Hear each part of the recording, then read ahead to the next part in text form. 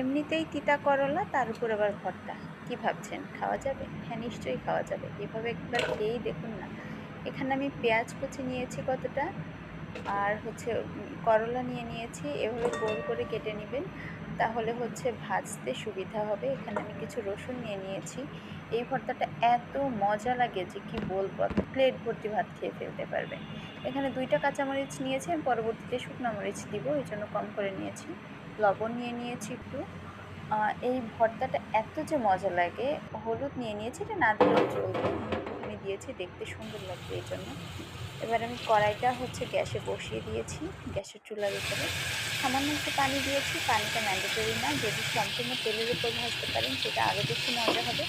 আমি একটু সিদ্ধ তাড়াতাড়ি হওয়ার জন্য দিয়েছি, খুব সামান্য, কারণ এটা তেলের উপরই ভাজতে হবে। তো এইভাবে ভেজে সবগুলো নামিয়ে নিয়েছি। এইবার হচ্ছে আমি, ভর্তার সরিষার তেল হবে না তা তো হয় না, একটু সরিষার তেল দিয়ে নিয়েছি এবং এর মধ্যে আমি 2টা শুকনা মরিচ ভেজে নেব। আমি আগেই বলেছিলাম যে হচ্ছে শুকনা মরিচ দিব, এই জন্য মরিচ কম দিলাম। তো শুকনা মরিচ নিয়ে নিয়েছি।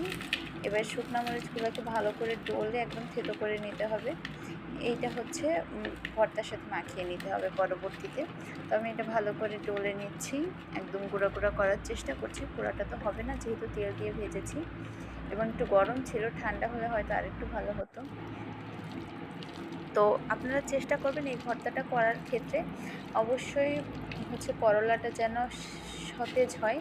মানে যেদিন হচ্ছে আপনি বাজার করতে যাচ্ছেন একদম সতেজ দেখে কিনে নিয়ে আসবেন এবং ওই দিনই ভর্তাটা করার চেষ্টা করবেন, তাহলে দিতে হবে না।